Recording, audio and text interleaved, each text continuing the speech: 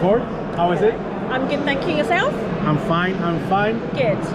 So I wanted to have you on the podcast, and I hope after this you jump on the podcast. So I have some questions about the market. Yes. That I hope you maybe can answer me and the viewers. Okay. So what are the 3 most important questions most important to you in today's property market? The most important things to me is whether it's really what people want to get into. Because you hear way too much about people, going on these training courses and thinking that property will make them a millionaire by Tuesday. That doesn't work.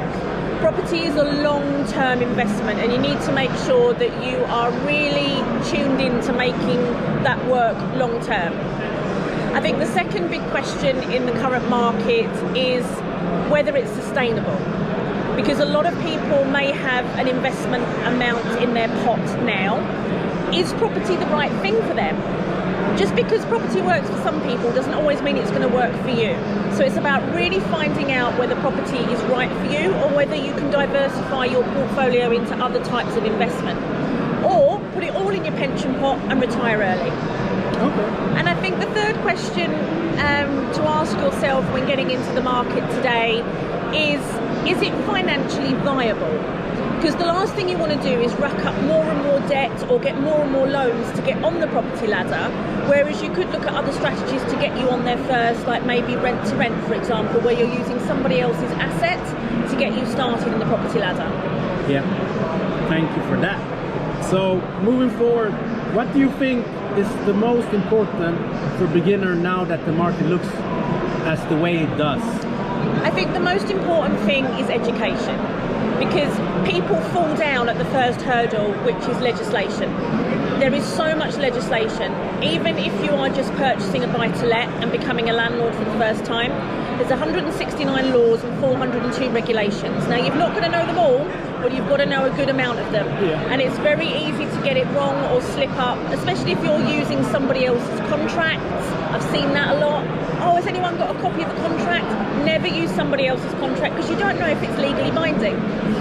So I would probably say that's the most important thing, is education. Now, that doesn't mean having to pay for it, but it does mean having to sit down of an evening and actually doing your research. Yeah. And let's say for someone that's more experienced, then what would you say for them?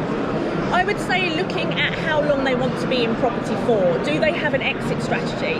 That is really important, because people invest in property and build their portfolios, and that's wonderful. But what do they do when they get towards the end of their life, or if they want to change their path? Do they have an exit strategy for these properties? Are they going to sell it as a big portfolio, sell them off one by one, incorporate them, or maybe even turn them into a SAS? So knowing what you're going to do at the end is probably more important than knowing what you're going to do at the beginning. Yeah. So let's say people that are from abroad like me, would you say this is a good time to jump into the property market? I would say any time is a good time to jump into the property market, because you're going to hear lots and lots of people say, oh, property's about to do this, we're about to have a crash. We hear that every year, but it never happens. Yeah. Property is always a good time to get into property, because it will always be right for you at the right time. Now, it doesn't necessarily mean that the right time is now for you, but there's never a bad time to get into property. Yeah. Okay. Do you have any last words for the viewers? Last words for the viewers. I would probably just say that due diligence is probably the most important thing to do. If you're going into business with somebody, don't take them on their word. Research them, even if they're your best friend from school. You never know. There may be a little dodgy past there you don't know about. Due diligence is just really important. Know what you're getting into every step of the way, and even with your best friend, make sure there's a contract, because when it does go sour, you're going to be glad you had that in place. Thank you very much, and looking forward for the podcast. Absolutely.